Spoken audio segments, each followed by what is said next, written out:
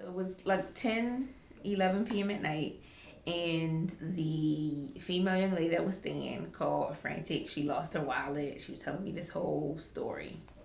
So, me being half asleep, Thomas can attest to this. My brain level decreases dramatically when I'm about to go to sleep. So I wasn't thinking. I was just like, okay, she's messed up in a messed up situation. So I told her, okay, well, I'll get the lift, for you. Not yeah. So she said, okay, that's fine. So I go on the app, get the Lyft driver, screenshot her. Did you say she lost her wallet? Yeah, I said that. Okay. Well, hold on. Let me set the tone just a little bit here. Middle of the night, we're asleep in bed. Young lady from another country. I think she was from. It doesn't matter. She was from another country, not United States. She calls tearing frantic. Oh, I lost my wallet. She's a single girl out in the big airport. We're like, all right. We had run into with other Airbnb guests where, something unfortunate happened to them. As host, you welcome them home. You kind of want to be nice, just because they're people. So just because they're paying patrons doesn't mean like you can't be nice to them. So you do look out. So it was like, whatever, she's out there by herself. Let's look out for her. We don't want no young lady out there at night stranded and scared and frantic in the middle of the night. Can't even get to her room to lay down her head for the evening. So yeah. Yeah, so I got the Lyft driver's information. I screenshotted it to her. Said he'll be there in 3 minutes. She told me what door she was in front of, all of that stuff. So then, how you can watch it on your app to see where they're at, and he drives off because you only get 2 minutes. So I texted him like, "Hey, he took off. What happened?" She said, "Oh, I couldn't find him." So I'm like, "Okay." So I got another driver again. This time, this driver actually called me on his way to her, and I was like, okay, well, tell her I'll be there. I said, all right. So I told her, I didn't even screenshot of this guy. I just said, oh, he's on his way. Can you please make sure you're there this time? Because at this point, I was over it. So she said, okay, yeah. So, this is in the midst of the middle of the night again, and several calls back and forth and texts back and forth. And like I said, she's up there sending screenshots, and, at this point, we're worried for the girl. So we're like, let's do everything we can. So, yeah. Yeah, so I sent her a text. I'm like, hey, did you get in the car? And then she took a while, like 5 minutes to respond back. And so then I checked the app again to see he was on his way to the house. I said, okay, I guess she's in there. So then she finally texted back, yeah, I'm in there. So, long story short, she comes in the house twice because we have a smart lock, so it notifies us whenever the door is unlocked and locked. She came in, I'm assuming, looked around, then went back, unlocked the door again, and let the person in. Yeah, because we get a notification every single time the lot opens and closes. We get a phone notification, so we know the activity log. This is a security measure, so we see who's coming in, who's not. Yeah, so the room she's staying in is right next to our bedroom, and the walls are pretty thin. So we hear two voices in the bedroom.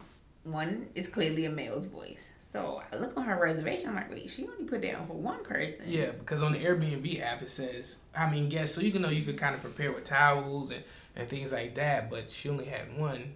But we heard two voices. Yeah, and that's not uncommon because we do have guests who bring people unexpectedly. And we usually don't even like make a thing out of it. Yeah, we don't make a thing out of it. But in our heads, we were thinking, wait a minute, we just sit up here and bought this Uber. Whoever was here with you, why couldn't they give you money and pay for it? Keep in mind, let's go slightly back. She was scared and frantic at the airport from another country, saying she was by herself. She didn't have her wallet.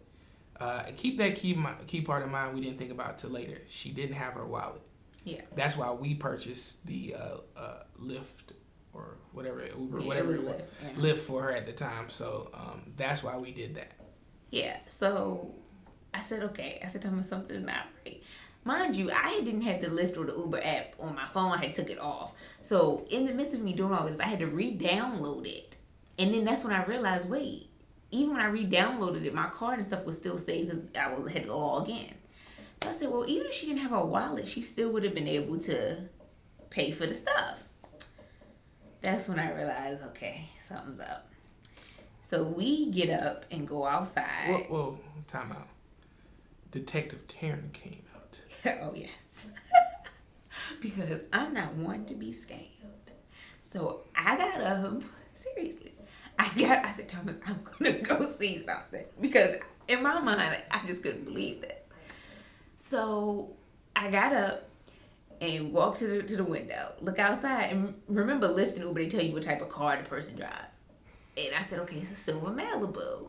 Silver Malibu sitting in the driveway blocking our car in. But keep in mind, they make, I don't know, hundreds of thousands. I've seen hundreds of thousands of Malibus.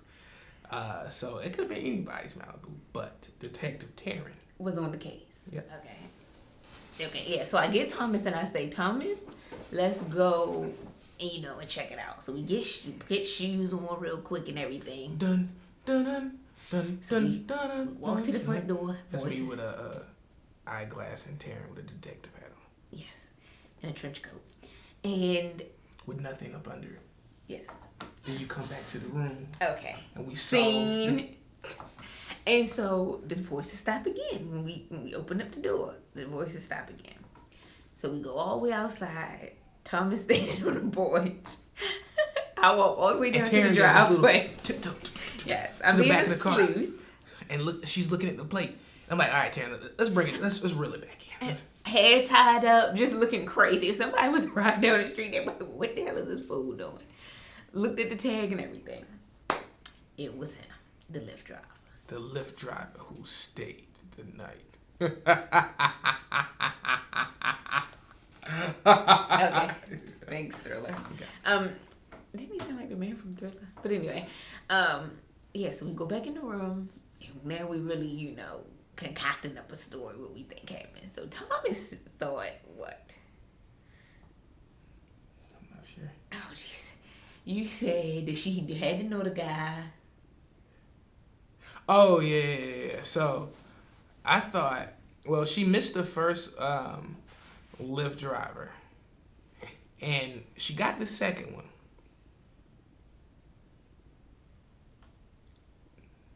Okay. I don't remember how I came to that conclusion. Okay, I'm so sorry. Okay, Jesus I'm so Christ. sorry. I don't Thomas remember. has a very limited memory. So he seemed to think she knew the second driver. That's why she missed the first one. Because she knew the second guy. Right? Yeah, but how did I come to that conclusion? You came to that conclusion because... Oh, yeah. There we go. I came to that conclusion because, people are different, but I'm thinking, who just meets a driver and brings them home that night? Like, in the middle of the night, you're scared. That's somebody I feel like you had to know. Plus, the driver was in our driveway. And he took the long way to the house. So he can charge us more. So, yeah, when they got there... Oh, another thing, too. Tell them... Remember when earlier guys had said, remember, she lost her wallet. But what Taryn didn't remember, or I didn't remember because we didn't have the apps on our phone at the time, it actually saves your credit card information. So whether you have your wallet or not, you don't really need it with you. If she had told us she used it before, right? Mm-hmm. She said, I had planned on getting an Uber when I got here. Yeah, but now she was saying she couldn't because she didn't have her wallet. But we had forgot that you don't have to have your wallet. It saves your information if you used it before. Yeah. That was a number 2 tip off. The driver was in our driveway. Number 2, she lied about her credit card information. Yeah. So that leads us to the fact, I was pissed at this point. And I said, Thomas, I'm going to get up early in the morning because... Oh, yeah, hold on. Every time we would walk out the room to kind of check things out, voices would automatically stop. Like, they would be chatting back and forth. And then all of a sudden, as soon as our door would crack open, silence. It happened every single time. Like, oh, don't let them hear us in here type thing. When people have people over, people talk all the time. Heck, we talk all the time. So that's unnatural for that to happen. Every time you hear a door, every single time you hear us outside, it's dead silence. So the next morning rolls over. Next morning, and I'm not a morning person at all, but I made it a mission to get up early that morning because I said he gonna try to leave early in the morning, Thomas, because the dummy, if he was even trying to be slick, he blocked us in. They don't know what time we get up to go to work. We got up at 4 or 5 o'clock in the morning. He blocked us in not knowing, when we gotta come and go. But I guess they weren't thinking about it at the time. No, they wasn't thinking about it. But anyway, got up. So our washing machine and dryer is in the middle of the bathroom. So I'm at the washing machine getting stuff out. Somebody's in the bathroom. Who opens the bathroom door. Same guy. He matched the picture that's on his app. And he looked like he seen a ghost. I said, good morning. Good morning. And he beelined out the door.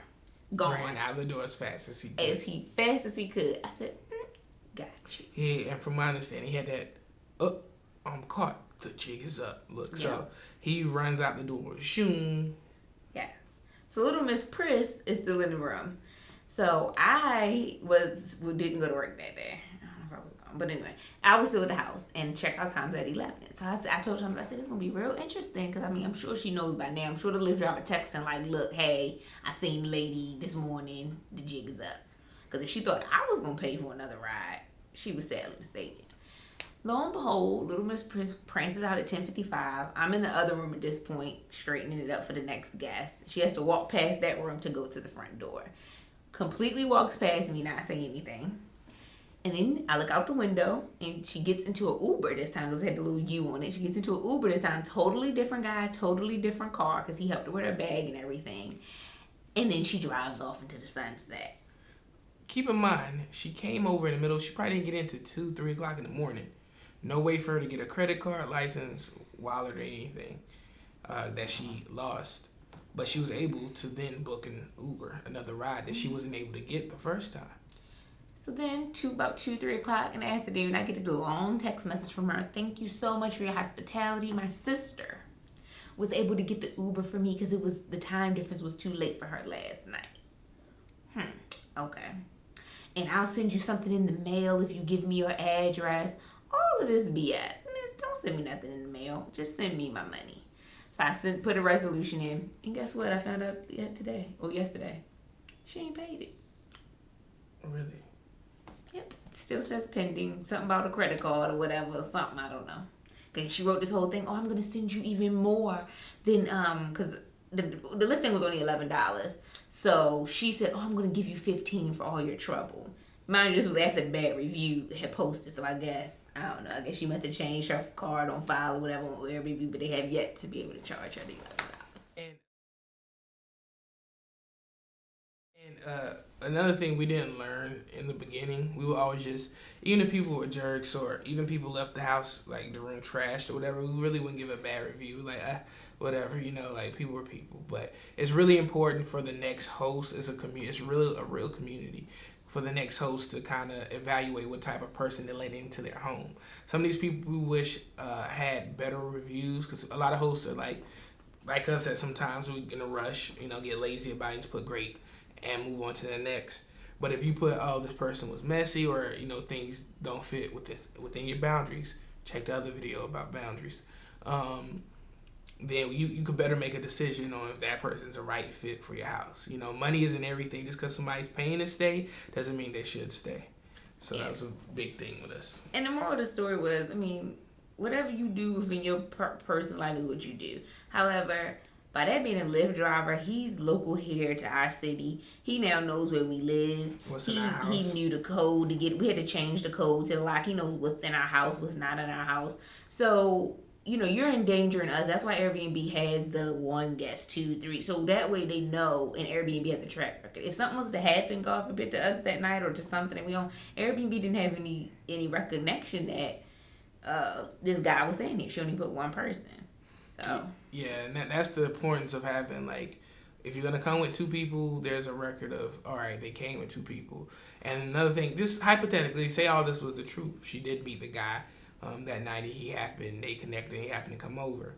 It's not your house, so the one night fling thing isn't something that you should bring unannounced in somebody's house. If she knew she was gonna have him stay for the night, as much as she was calling us for the ride and all this other stuff back and forth, she could have called, hey, I met somebody, I have company, we don't need to know your full business. Is that okay? We would have said no, because we don't know the full details, but that's our choice to make in our house. And for the safety, now we had a random guy in the house who's seen our house, who's obviously local to the area, and we wouldn't want those situations where people come back, and ensuring our safety, the safety of the house and other guests is always priority number 1. So that's why this was such a big deal for us. Yeah, and it was disrespectful. And once Detective Taryn is on that case, there's no turning back. Nope. So don't try it, boo-boo. Oh yeah, don't forget, Love and Hustle always overcomes the struggle. Follow us at Love and Hustle Co on Twitter. And Love and Hustle Couple on Instagram. And Love and Hustle Couple on Instagram. If you need to get in contact with us, loveandhustle.com. Please, Love and Hustle Couple. Loveandhustlecouple.com. Please, guys, subscribe. Just hit that subscribe button. We're going to have more Airbnb stories. We're going to have tons of stories. Trust me. We have stories for days. Tons of Airbnb stories, Airbnb tips, host tips, things guests should expect, all kinds of stuff. We also got, we're chronicling our relationship and advice and things that keep a smile on her face. So, and his. And mine's too. So, just a collection of good stuff. So, just if you could just really help us out and hit that subscribe. It's free. And check out our other videos. We have pretty much something for everybody. Subscribe. Like. Thanks. Bye. Peace.